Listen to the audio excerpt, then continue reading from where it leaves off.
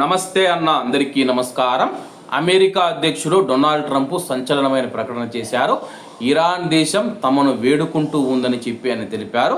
వివరాల్లోకి వెళితే తాము పతనం అంచున ఉన్నామని, రాబోయే కాలానికి తమ యొక్క నాయకత్వాన్ని నిర్ణయించుకునే ప్రక్రియలో ఉన్నామని ఇరాన్ అమెరికాకు తెలియజేసిందని చెప్పేసి అమెరికా అధ్యక్షుడు డొనాల్డ్ ట్రంప్ ప్రకటించారు.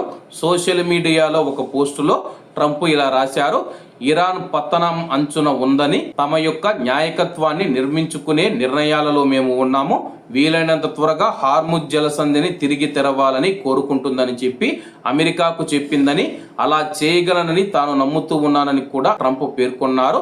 ఇరు పక్షాల మధ్య కొనసాగుతూ ఉన్న ఉద్రిక్తతల నడుమ యుద్ధాన్ని ముగించే లక్ష్యంతో ఇరాన్ చేసిన ప్రతిపాదన పైన చర్చించేందుకు ట్రంప్ వాషింగ్టన్లో తన జాతీయ భద్రతా బృందంతో సమావేశమయ్యారని చెప్పి వైట్ హౌస్ తెలిపింది.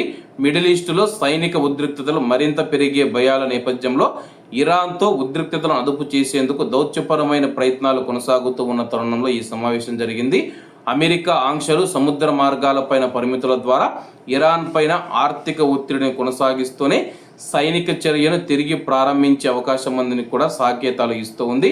హార్ముజ్ జలసంధిని తిరిగి తెరవాలని చెప్పి ఇరాన్ కోరుకుంటుందని చెప్పేసి ట్రంప్ తెలిపారన్నమాట.